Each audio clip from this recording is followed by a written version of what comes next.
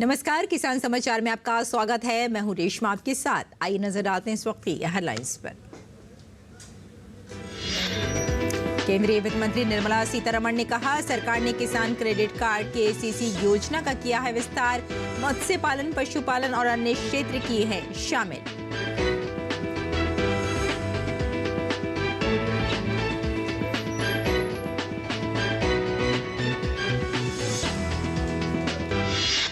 देश के सभी किसानों के लिए अच्छी गुणवत्ता की खाद, बीज और कीटनाशक की उपलब्धता हो सुनिश्चित।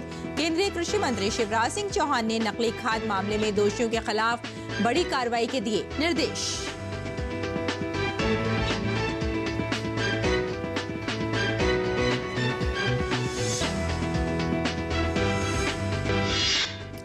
उत्तर प्रदेश सरकार द्वारा प्रधानमंत्री कृषि सिंचाई योजना पर ड्रॉप मोर क्रॉप के लिए जिलेवार लक्ष्य तय। राज्य में उद्यानिकी विभाग द्वारा संचालित योजना में किसानों को ड्रिप, मिनी स्प्रिंकलर आदि खरीदने के लिए दिया जा रहा है 65 से 90% अनुदान।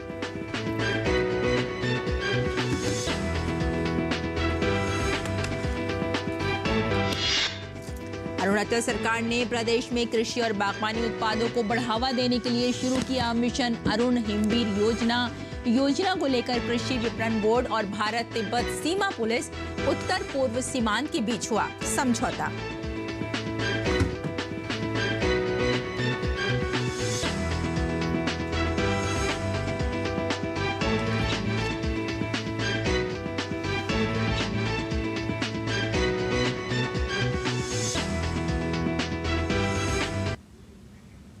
और आइए अब समाचारों पर डालते हैं विस्तार से नजर। केंद्रीय वित्त मंत्री निर्मला सीतारमण ने कहा कि सरकार ने किसान क्रेडिट कार्ड KCC योजना का विस्तार किया है। इसके अंतर्गत मत्स्य पालन, पशुपालन और अन्य क्षेत्र शामिल किए हैं। उन्होंने कहा कि सरकार महिलाओं को सशक्त करने के लिए प्रतिबद्ध है। सीतारमण ने कहा कि केंद्रीय बजट महिला केंद्रित से महिलाओं के नेतृत्व में बदल गया है और ये आने वाले वर्षों में देश को दुनिया की तीसरी सबसे बड़ी अर्थव्यवस्था बनने में मदद करेगा। उन्होंने कहा कि ड्रोन दीदी परियोजना स्वयं सहायता समूहों को सशक्त बनाने के लिए प्रशिक्षण और कौशल उन्नयन के अवसर प्रदान कर रही है। वित्त मंत्री ने कहा कि विभिन्न योजनाओं के अंतर्गत 49,000 से अधिक लाभार्थियों को लगभग 1,388 करोड़ रुपए का ऋण दिया गया है। इससे पहले उन्होंने पटना में क्षेत्रीय ग्रामीण बैंकों की समीक्षा बैठक में भाग लिया। महिला के लिए प्रधानमंत्री जी हर बार सोचते हैं उनको कुछ कार्यक्रम बना दें।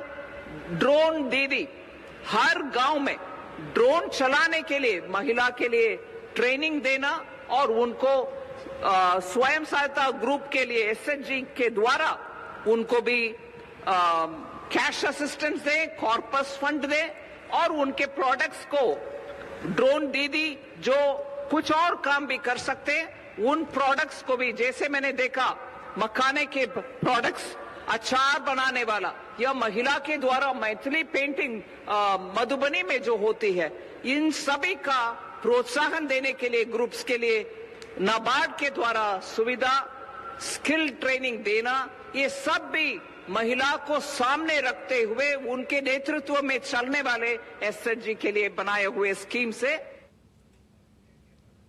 उन्होंने ये भी कहा कि समाज में सबसे अंतिम पायदान पर खड़े व्यक्ति की सेवा करना ही मोदी सरकार का पहला मंत्र है।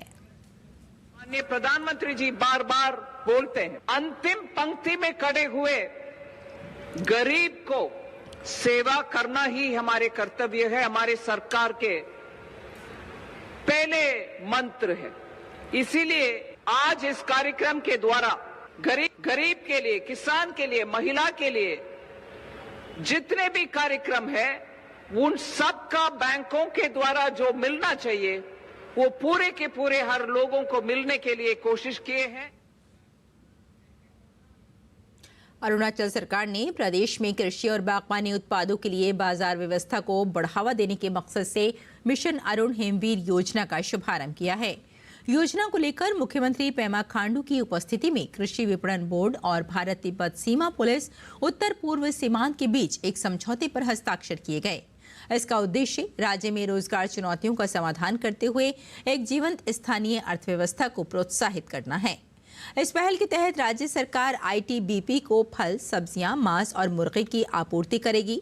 ये उत्पाद स्थानीय किसानों, स्वयं सहायता समूहों, एसएचजी, किसान उत्पादक संगठनों और किसान सहकारी समितियों से खरीदे जाएंगे। राज्य सरकार ने इसी प्रकार का समझौता अगस्त 2022 में सेना के साथ किया था। इसके तहत राज्य सरकार ने उदारीकृत कृषि विपणन सहकारी समितियों के माध्यम से स्थानीय किसानों से सशस्त्र बलों को 72 लाख रुपए मूल्य के लगभग 400 टन फल और सब्जियां आपूर्ति की थी।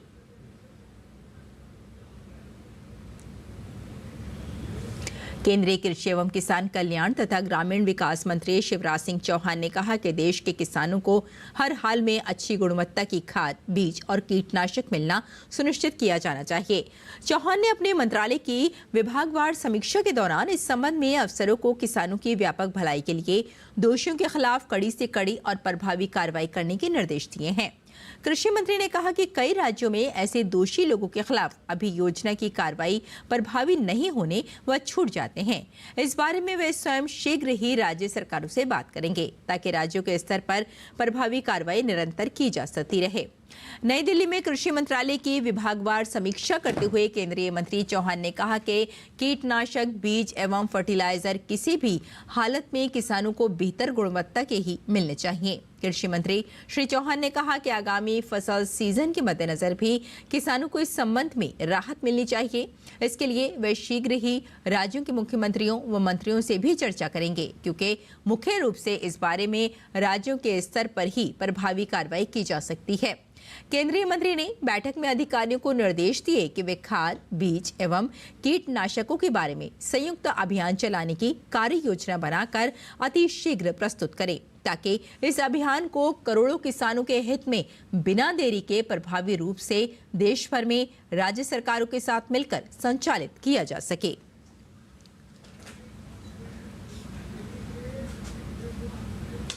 और किसानों को यूरिया उत्पादन लागत की परवाह किए बिना वैधानिक रूप से अधिसूचित अधिकतम खुदरा मूल्य पर उपलब्ध कराया जाता है।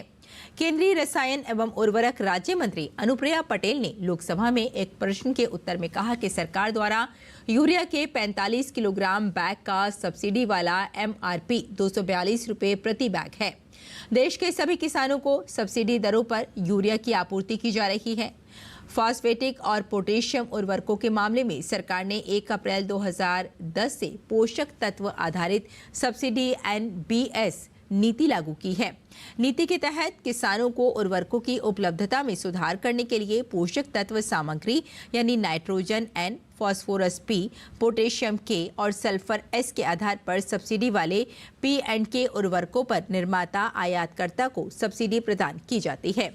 वर्ष 2024-25 में सरकार ने 1 अप्रैल 2024 से 31 दिसंबर 2024 तक की अवधि के लिए DAP की वास्तविक POS बिक्री पर एक मुश्त विशेष पैकेज को मंजूरी दी है। इसका उद्देश्य किसानों को सस्ती कीमतों पर DAP की सतत उपलब्धता सुनिश्चित करना, कृषि क्षेत्र और संबंधित गतिविधियों को समर्थन देना और देश में खाद्य सुरक्षा परिदृश्य को मजबूत करना है।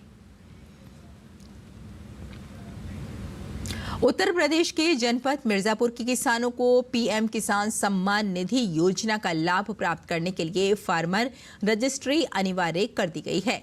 जिला अधिकारी प्रियंका निरंजन के दिशा निर्देशों के अनुसार इस रजिस्ट्री के माध्यम से प्रदेश के कृषकों के विवरण को एग्री स्टैक डिजिटल प्लेटफॉर्म पर संकलित किया जाएगा। जिलाधिकारी ने सभी किसानों से अपील की है कि समय पर रजिस्ट्री कराएं और योजना का लाभ उठाएं। जिन किसानों द्वारा फार्मर रजिस्ट्री नहीं कराई जाएगी उन्हें PM किसान सम्मान निधि की अगली किस्त का लाभ नहीं मिलेगा।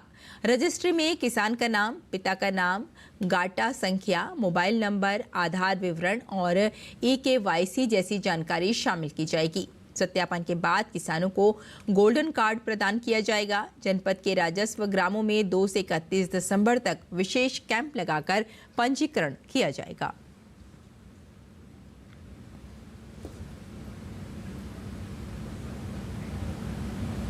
और राजस्थान के दूदू जिले किसानों के लिए एक वरदान से कम नहीं है।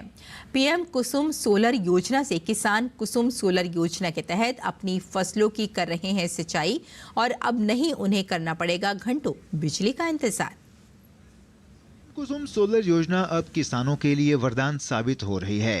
राजस्थान के दूदू जिले में पीएम कुसुम सोलर योजना के अंतर्गत किसान अपने खेतों में सोलर पंप लगाकर खेती के लिए इसका उपयोग कर रहे हैं। दूदू जिले के कृषि विभाग के संयुक्त निदेशक डॉक्टर मोहनलाल बाना का कहना है कि कृषि विद्युत कनेक्शन के अभाव में डीजल इंजन चलित पंप से खेतों में सिंचाई कर रहे किसानों के लिए ये एक सुनहरा अवसर है। समस्या रही थी विद्युत कनेक्शन के किसानों को, तो इसके निवारण के लिए इस बार टारगेट भी अच्छे हैं। 800 किसानों को दूदू जिले में सौर ऊर्जा पंप संयंत्र स्थापना पे सब्सिडी मिलनी है। अपने पास जो आवेदनों की संख्या है अभी वो 692 है। अभी अतिरिक्त आवेदन और आने हैं। हम लोग भी अपने स्तर पे प्रयास कर रहे हैं और मैं किसानों से, जनप्रतिनिधियों से ये अपील करना चाहूंगा कि आप अधिक से अधिक आवेदन करवाएं, इस योजना से अधिक लाभान्वित हों। 238 पंप संयंत्र स्थापित हुए हैं। केंद्र और राज्य सरकार की ओर से दिए जा रहे अनुदान का लाभ उठाते हुए सौर ऊर्जा पंप संयंत्र लगाने का मौका किसानों को मिल रहा है। पीएम कुसुम कंपोनेंट बी के तहत किसानों को 3, 5 और 7.5 हॉर्स पावर क्षमता के सौर ऊर्जा पंप संयंत्र लगाने पर 60% अनुदान दिया जा रहा है, जो कि किसानों के लिए एक बेहतर विकल्प है। इसमें इतना बेनिफिट है कि अच्छी तो में बिजली मिल रही है और इस बिजली से मैं मेरा फार्म पॉन्ड में खेती तो कर ही रहा हूँ और मेरे पास में घर की लाइट भी इस जो पास में जो मेरे शॉप है इनमें भी इसमें काम में आ रही है।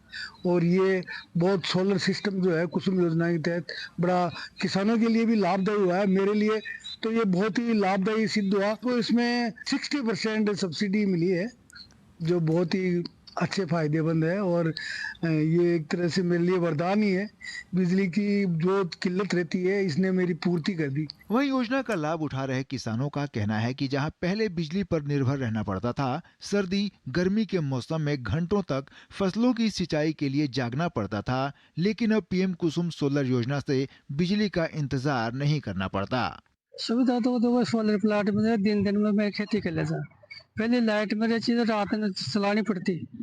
अब लगा सोलर लगाए में दिन में मैं खेती का काम कर लेता, टाइम पास कर लेता। सब सर्दी का हमारी परेशानी को बहुत बेनिफिट मिला हमारे को भाई। एक तो क्या नाम लाइट के चक्कर में बैठे रहते थे, कई बार पानी की पूर्ति नहीं होती थी और अब है ना वो इनके क्या सिस्टम ऐसा लगा हुआ है तो उनसे क्या है मतलब आराम से मोटर चलती है कोई एक ही और वो पानी मतलब जो आराम से फसल को दे देता है। राजस्थान के छोटे से जिले दूदू के किसान जो वर्षों से बिजली की समस्या से दो चार थे, पीएम कुसुम सोलर योजना अब किसानों के लिए वरदान साबित हो रही है। अब वे अपने खेतों में सोलर पंप लगाकर तरह तरह की सब्जियां और फसलें उगा रहे हैं। ब्यूरो रिपोर्ट, डीडी किसान। और शुरुआती ठंड के बावजूद दिन के समय तेज धूप से किसानों की परेशानी बढ़ी हुई है। पिछले महीनों में लगातार हुई बारिश और बाढ़ से खरीफ की फसलें पहले ही बर्बाद हो चुकी थीं। इसके बाद काफी देर से हुई रबी फसल की बुआई तेज धूप से प्रभावित होती दिखाई दे रही है। दिन के समय तेज धूप और रात में ओस न पड़ने से फसलें सूख रही हैं, पौधों में वृद्धि नहीं हो पा रही है। ऐसी स्थिति में हरी मटर उगाने वाले किसानों की तो कमर ही टूट गई है, क्योंकि हरी मटर के लिए पर्याप्त ठंडक का मौसम नहीं मिल पा रहा है। किसान हरी मटर की फसल में कृत्रिम वर्षा कर रहे हैं, लेकिन तेज धूप के आगे ये वर्षा भी बेअसर साबित हो रही है। इसके अलावा अन्य दलहनी और तिलहनी फसलें भी गर्म मौसम की भेंट चढ़ रही हैं।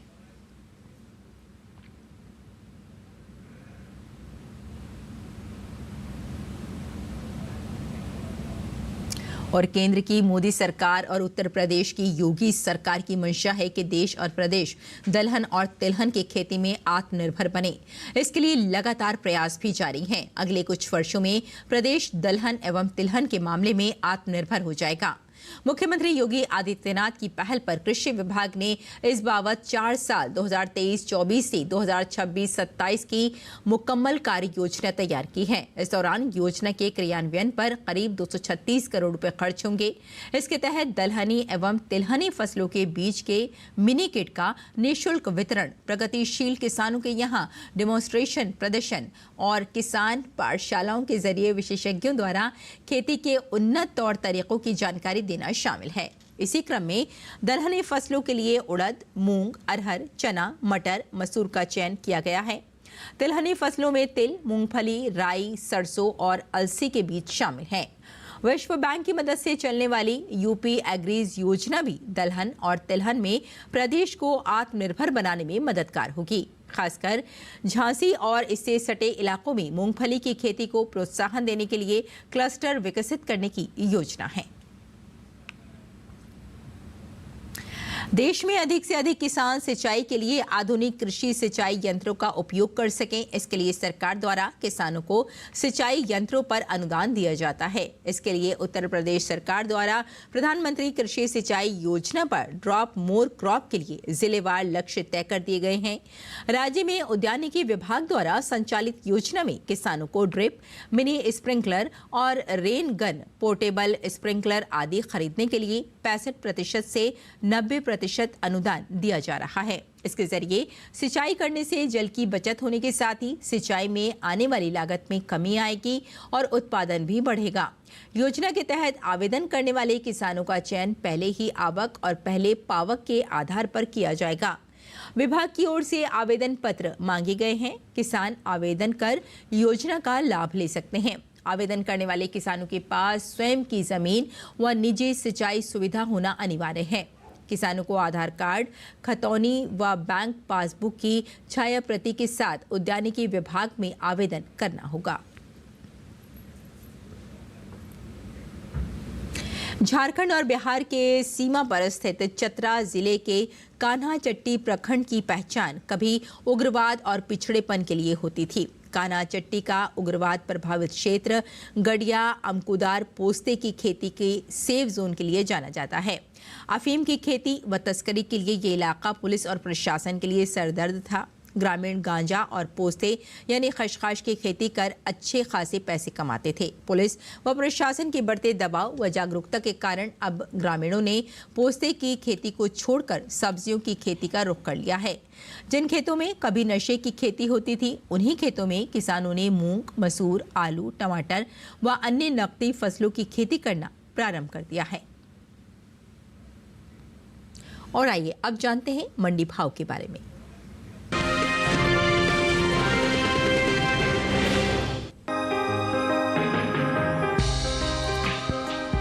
नवंबर को ज्यादातर मंडियों में मूंगफली की आवक देखने को मिली। भाव की बात करें तो शुक्रवार को लालसोट, महोबा और राजकोट मंडी में मूंगफली के सौदे नरमी के साथ हुए, वहीं धोराजी मंडी में बढ़त रही।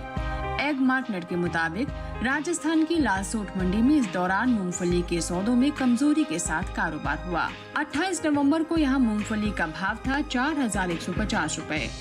29 नवंबर को इसके सौदे 150 रुपए गिरकर 4000 रुपए पर हुए। उत्तर प्रदेश की महोबा मंडी में बीते गुरुवार को मूंगफली का भाव रहा 4400 रुपए। शुक्रवार को इसके भाव 150 रुपए लुढ़क कर 4250 रुपए पर हुए। गुजरात की राजकोट मंडी में भी गिरावट का सिलसिला बरकरार रहा। यहाँ 28 नवंबर को मूंगफली का भाव रहा 5935 रुपए। 29 नवंबर को इसमें 85 रुपए की सुस्ती आई और भाव 5850 रुपए रह गया। वहीं गुजरात की धोराजी मंडी में 28 नवंबर को मूंगफली का भाव रहा 5355 रुपए। 29 नवंबर को इसके भाव में 75 रुपए की तेजी आई और भाव हो गया 5430 रुपए। देश से होने वाले मूंगफली के निर्यात में कमी देखने को मिली है। एपिडा की ओर से हाल ही में जारी ताज़ा आंकड़ों के मुताबिक साल 2024-25 में अप्रैल और मई महीने के दौरान देश से होने वाला मूंगफली का निर्यात 1,12,616 टन का हुआ है, जबकि बीते साल इस दौरान मूंगफली का निर्यात 11,22,500 टन का हुआ था। यानी अप्रैल और महीने के दौरान मूंगफली के निर्यात में 9,884 टन की कमी देखने को मिली है।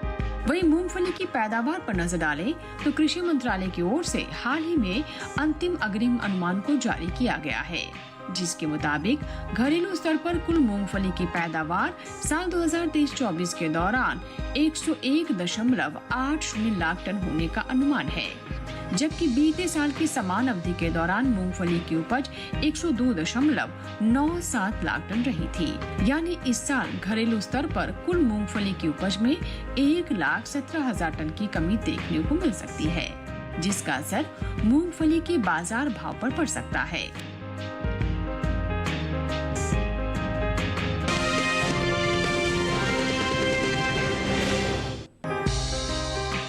शुक्रवार को ज्यादातर मंडियों में ज्वार के कारोबार में उतार चढ़ाव देखने को मिला, यानी कुछ मंडियों में भाव चढ़े तो कुछ में उतरे, जबकि कुछ मंडियों में भाव स्थिर भी रहे। एग मार्केट के मुताबिक गुजरात की जंबूसर मंडी में ज्वार के सौदे तेजी के साथ हुए। यहाँ 28 नवंबर को इसका भाव 2,800 रुपए था, जो 29 नवंबर को 700 रुपए उछलकर 3,500 रुपए हो गया। राजस्थान के ब्यावर मंडी में ज्वार के कारोबार में बढ़त का रुख रहा। यहाँ 28 नवंबर को ज्वार का भाव 3,150 रुपए था। 29 नवंबर को इसमें 50 रुपए की तेजी आई और भाव 3,200 रुपए क्विंटल हो गया। वहीं गुजरात की राजकोट मंडी में ज्वार के सौदे सुस्ती के साथ हुए। 28 नवंबर को ज्वार का भाव 3,850 रुपए रहा, जो 29 नवंबर को 50 रुपए गिरकर 3,800 रुपए क्विंटल रह गया। जबकि उत्तर प्रदेश की कानपुर मंडी में बीते 2 दिन यानी 28 और 29 नवंबर को ज्वार का भाव 3,371 रुपए क्विंटल पर बना रहा। कृषि मंत्रालय की ओर से साल 2023-24 के लिए अंतिम अग्रिम अनुमान को जारी किया गया है, जिसके मुताबिक साल 2023-24 के दौरान कुल ज्वार की पैदावार में 9,23,000 टन की बढ़त देखने को मिल सकती है, जिसका असर ज्वार के बाजार भाव पर पड़ सकता है। ताज़ा आंकड़ों पर नजर डालें तो साल 2023-24 के दौरान ज्वार की कुल उपज 47,37,000 टन होने का अनुमान जताया गया है, जबकि बीते साल की समान अवधि के दौरान ज्वार की पैदावार 38,14,000 टन थी। वहीं केंद्र सरकार ने विपणन सत्र 2024-25 के लिए 14 खरीफ फसलों के न्यूनतम समर्थन मूल्य में बढ़ोतरी की है, जिसमें ज्वार भी शामिल है। सरकार के इस फैसले से किसानों को उनकी फसलों का उचित दाम मिलेगा, साथ ही आय में भी वृद्धि होगी। साल 2023-24 में हाइब्रिड खरीफ ज्वार की एमएसपी 3,180 रुपए प्रति क्विंटल थी, जिसे साल 2024-25 के दौरान 191 रुपए बढ़ाकर 3,371 रुपए प्रति क्विंटल तक किया गया है। वहीं मालदंडी ज्वार की एमएसपी में 196 रुपए का इजाफा हुआ है और अब इसकी एमएसपी 3,421 रुपए प्रति क्विंटल तय की गई है। बता दें कि इस साल खरीफ सीजन के दौरान ज्वार की बुआई में इजाफा देखने को मिला है। कृषि मंत्रालय की ओर से जारी ताज़ा आंकड़ों के मुताबिक साल 2024 के दौरान खरीफ ज्वार की बुआई 15,16,000 हेक्टेयर में हुई है, जबकि बीते साल की समान अवधि के दौरान खरीफ बाजरा 14,16,000 हेक्टेयर में बोया गया था। यानी इस साल खरीफ सीजन के दौरान ज्वार की बुआई में 1,10,000 हेक्टेयर में बढ़ोतरी हुई है।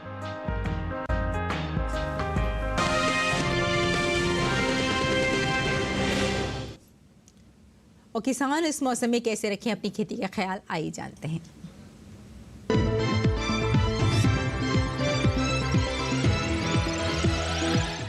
नमस्कार, आप देख रहे हैं डीडी किसान। मैं हूं एआई कृष और आज हम ओडिशा, छत्तीसगढ़, बिहार, पश्चिम बंगाल और सिक्किम में होने वाली खेती किसानी से संबंधित सलाहों के बारे में पूरी जानकारी देंगे। ओडिशा में धान की कटाई पूरी करें। यहाँ के पश्चिमी लहरदार क्षेत्र में कपास की चुनाई का काम करें। ओडिशा में इन दिनों रब्बी की मूंग, उड़द और मसूर की बुवाई जारी रखें। यहाँ के किसान चना, मूंगफली, राजमा और सूरजमुखी भी बो सकते हैं। इतना ही नहीं, मटर और तोरई की बुवाई के लिए भी ये समय उचित है। ओडिशा के उत्तर पश्चिमी पठार इलाके में चने की बुवाई का काम करें। ओडिशा के पूर्वी और दक्षिण पूर्वी तटीय मैदानों में मिर्च, टमाटर और बैंगन की रोपाई करें। यहाँ के किसान फूल गोभी, पत्ता गोभी और शिमला मिर्च की रोपाई भी कर सकते हैं। छत्तीसगढ़ में उत्तरी पहाड़ी क्षेत्र में धान, रागी और मक्का की तैयार फसल की कटाई जारी रखें। यहाँ के किसान मूंगफली की खुदाई भी करते रहें। छत्तीसगढ़ के मैदानी इलाकों में धान की कटाई करने के अलावा टमाटर, बैंगन, मिर्च, शिमला मिर्च और गोभी की रोपाई का काम करें। बिहार की बात करें तो यहाँ के उत्तर पूर्वी जलोढ़ इलाके में सरसों की बुवाई का काम करें। बिहार के उत्तर पश्चिमी जलोढ़ हिस्से में चने की बुवाई करें। उधर उप हिमालयी पश्चिम बंगाल और सिक्किम में तैयार धान की कटाई पूरी कर लें। यहाँ के तटीय इलाकों में रब्बी की दलहनी फसलें बोएं। सर्दियों की सब्जियों की रोपाई के लिए भी ये समय उचित है। पश्चिम बंगाल के नए जलोढ़ इलाके में अमन धान की कटाई जारी रखें। इसी तरह कृषि और किसानों से जुड़ी हर महत्वपूर्ण जानकारी के लिए हमारे साथ जुड़े रहिए और देखते रहिए डीडी किसान। धन्यवाद।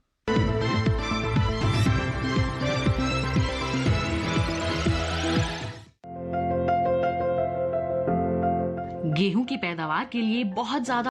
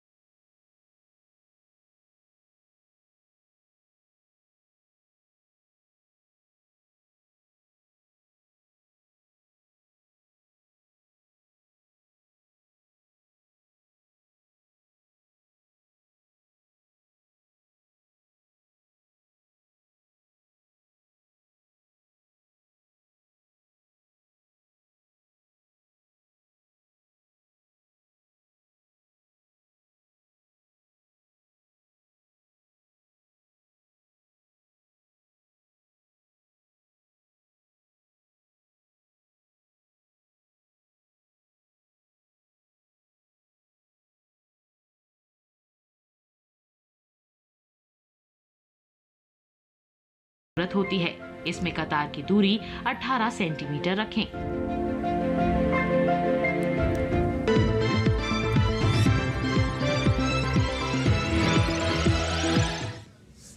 और खेती किसानी के साथ साथ आइए नजर डाल लेते हैं कुछ और महत्वपूर्ण खबरों पर। खास खबर में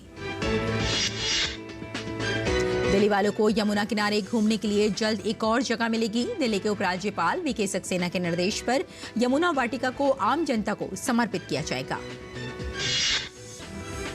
भाजपा ने आम आदमी पार्टी पर हमला बोला। भाजपा ने कहा आम आदमी पार्टी अब गुंडों की पार्टी बन गई है। विदेश मंत्री एस जयशंकर ने भारत चीन गतिरोध को लेकर लोकसभा में बयान दिया। अपने एक बयान में विदेश मंत्री ने भारत और चीन के बीच मतभेदों और विवादों को सही तरीके से संभालने और उन्हें सीमावर्ती क्षेत्रों में शांति और स्थिरता बहाली की जानकारी दी। चंडीगढ़ में क्लब के बाहर हुए बम धमाका मामले में पुलिस को बड़ी सफलता मिली। चंडीगढ़ के सेक्टर 26 के 2 क्लब के बाहर बम धमाकों को अंजाम देने वाले दोनों आरोपियों को मुठभेड़ के बाद हिसार से पकड़ लिया गया। विश्व बैंक के भारत में निदेशक अगस्ते तानुकोमे ने कहा कि विश्व बैंक अगले 5 वर्षों में हरियाणा को पिछले 50 वर्षों के बराबर वित्तीय सहायता देगा। कच्चे तेल व प्राकृतिक गैस क्षेत्र के कमजोर प्रदर्शन से 8 प्रमुख बुनियादी उद्योगों का उत्पादन अक्टूबर 2024 में घटकर 3.1% रह गया। कैपिटल मार्केट रेगुलेटर सेबी ने अनिल अंबानी की कंपनी रिलायंस सिक्योरिटीज पर 9 लाख रुपए का जुर्माना लगाया। चंडीगढ़ में क्लब के बाहर हुए बम धमाका मामले में पुलिस को बड़ी सफलता मिली। चंडीगढ़ के सेक्टर 26 के 2 क्लब के बाहर बम धमाकों को अंजाम देने वाले दोनों आरोपियों को पकड़ लिया गया।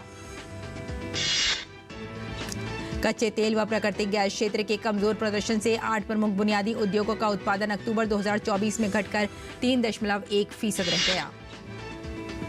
तो किसान समाचार में फिलहाल इतना ही। अनुमति दें। नमस्कार।